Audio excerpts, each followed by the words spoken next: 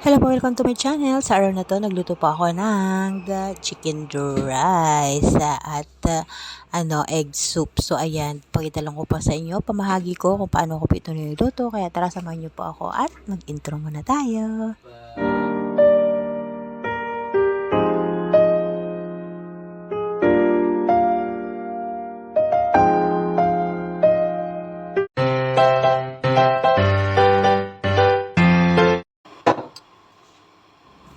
Yan, umpisa na po natin na magluto. Naglagyan na po ako ng mantika at painitin lang natin ito saglit. At maglalagay na po ako dito ng luya. Bali, luya po yung aking inuna na ilalagay dito. At yan, haluhaluin ko lang ito saglit. At susunod ko na rin po yung manok. So, ayan. Ito po yung manok, nilagyan ko na po ito ng konting asin lang. Konti lang po. So, ayan. Ilutuin lang po natin ito hanggang sa mag-brown po yung magkabilaan. Pagkatapos, susunod na po natin yung iba pang mga sangkap. So, ayan po, habang niluluto ko po ito, sinalang ko na po yung kanin. Kasi lalagyan natin ito sa rice cooker. Sa rice cooker ko ito ilalagay mamaya. So, ayan po, chicken rice. Hindi po ito chicken rice Bali, ito, ang tawag nila dito is, yung nasa pot, ko na po ito, na-upload ko na, nakalimutan ko lang. So, ayan po, naglagay na po ako ng, tawag dito, yung chorizo ba yun? Yung sausage, tapos, bawang at sibuyas. So, ayan, hintayin lang po natin, at gigisa-gisahin po muna natin ito ng mabuti.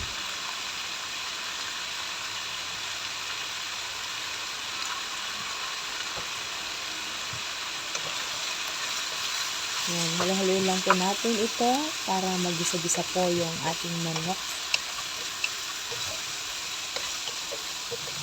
So, ayan. Kunti lang po yung nilagay kong mantika kasi yung chorizo niya. Chorizo ba tawag doon yung sausage? Mag-oil po yan maglalabas yung oil niya. So, ayan po. Nilagay ko na rin po yung mushroom. Bali yung mushroom po, dried mushroom po yun. Binabad ko lang po yan. So, binabad ko po yan ng ilang oras. 3 hours? 5 hours. Yan. Ay, hindi. 5 hours. Then po, lulutuin ko lang po ito. Gisa-gisahin natin ng mabuti. Tsaka po ako maglalagay ng oyster sauce. Luluto po ako dito ng oyster sauce. Tapos, yung iba pang mga sangkap, dark soy sauce at light soy sauce.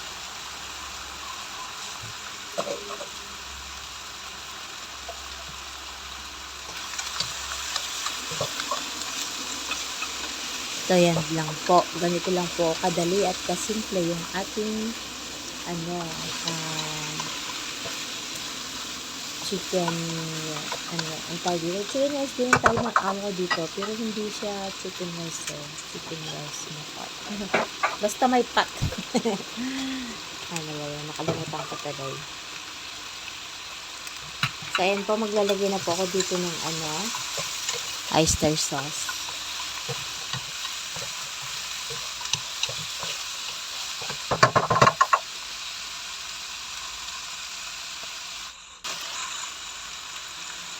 Ayan. Dagdagan ko lang po ito kasi ihahalo natin ito sa kanin.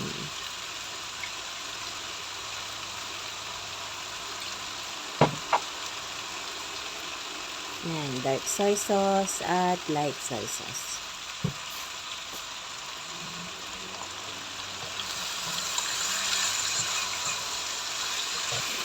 Haluin lang ng mabuti at maya maglalagay na po ako dito ng tubig na mainit.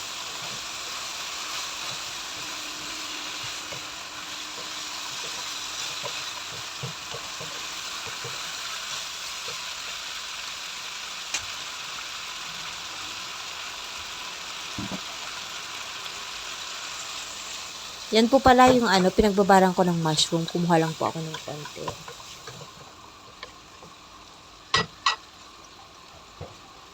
At yan, tubig na mainit. Yan, haluin lang ng konti. At tatakpan ko po ito. Lulutuin ko lang ito ng 15 minutes. Siyempre, hindi po malakas yung ating apoy dyan. Pakuluan lang po natin pag kumulo na. Hinaan ko lang po yung apoy para hindi po matuyo yung ating niluluto. At kailangan natin yung sauce. Para kailangan ng sauce dito sa kanin natin. So, ayan na po yung kanin na sinasaing ko po. Hindi pa po yan totally naluto. So, ayan. Niluto ko lang po to ng mga 10 minutes. Tapos, ililipat ko na po ito doon sa rice cooker. Ilalagay ko na po ito. Kasi po yung tubig nung kanin na nilagay ko doon, tubig nung yung bigas, niluluto ko na kanin, hindi ko po nilagyan ng saktong tubig niya. Kasi itong niluluto ko pong manok ay may po yan. Ayan, mayroon pa pong sauce. So, kailangan po niyan. At ililipat na po natin doon sa rice cooker. Naalala ko na po pala, ang tawag po pala dito ay clay pot chicken rice. Yun, clay pot chicken rice po pala. So, yung sa atin naman, clay pot chicken rice in rice cooker naman yung ating gagamitin, hindi sa clay pot. So, ayan, hilali ko lang po itong kanin natin. At ilalagay ko lang po yung manok na niluto ko po dito. So, ayan, tulad ng sabi ko po kanina, hindi pa po luto yung aking kanin dyan. Bali, lang siya, half lang. Half pa lang yan na naluluto. So, ayan, haluin ko lang ito at lulutuin pa natin ito. Ayan, haluin natin para hindi po masusunog yung ilalim. Ayan.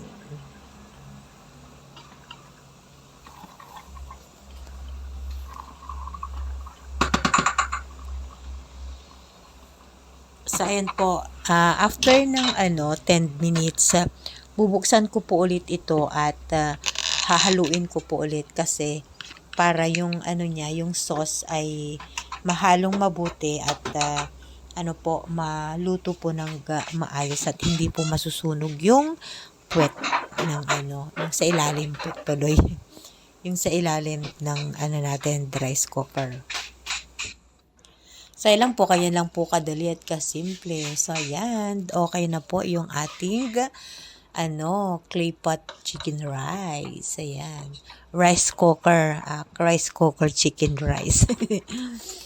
So, ayan po. Halo-haloin lang natin ito para yung lasa niya ay pantay. Na halong mabuti. Yan. Yan po, luto na po yung ating dito. Yung kanin at saka yung ating manok. Luto na po yan. Hahaluin ko lang po ito. At yan, okay na po yung ating clay pot chicken rice. Ayan.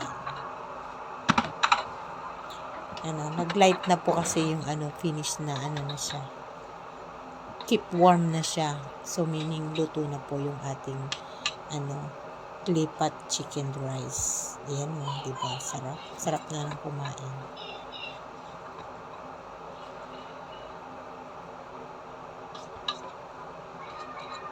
So, ayan po. Luto na po yung ating chicken rice. Chicken rice sa rice cooker. Rice cooker chicken rice. At susunod na po natin lulutuin ay egg soup. So, ayan. Para syempre may sabaw po tayo. Nagluluto tayo ng sabaw.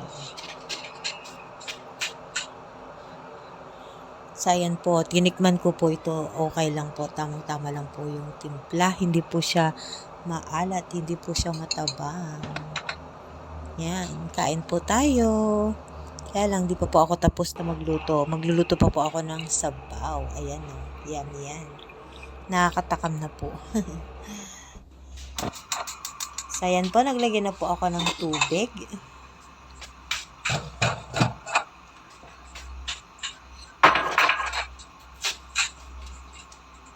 Pakukulan ko lang po ito at pagkakulo, saka ko pilalagay yung mga ano po, mga sangkap.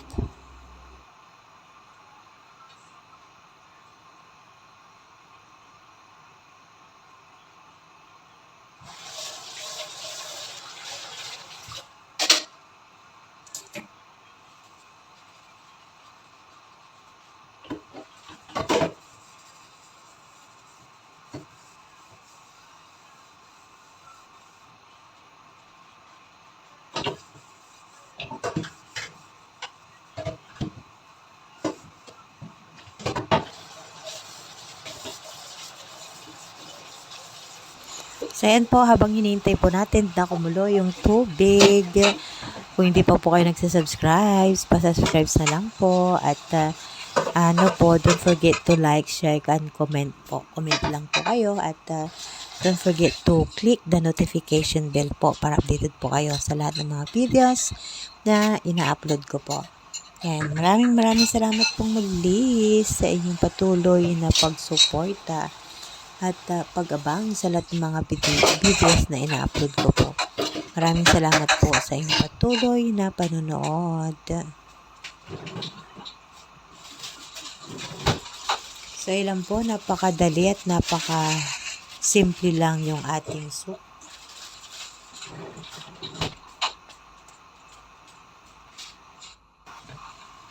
So, ayan po, kumulo na, kaya maglalagay na po ako dito ng ito po yung instant seasoning at maglalagay na po ako dito ng tofu. Ayan, diniwa-hiwa ko po na maliliit. Ayan.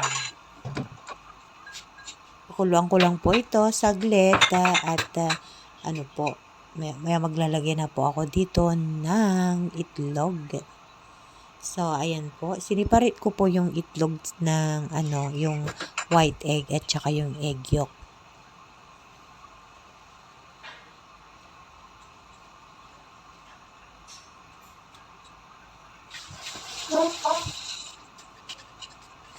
At nilagyan ko po ito ng konting cornstarch. So, ganyan lang po kasimple at kadali. At syempre, naglagay rin po ako dito ng spring onion. Yan. Lagay ko na po yung spring onion. At yung itlog, white egg. Oo nga. At nilagay ko na rin po yung yung egg yolk dyan lang sa ibabaw. Okay lang po. Bye. Thank you for watching again. Sana pinagustuhan nyo yung ating niluto sa araw na to. Yan po, naglagay lang po ako ng cornstarch dito at okay na yung ating soup. Yan po, kain na po tayo. See you po sa susunod ko pong videos. God bless everyone.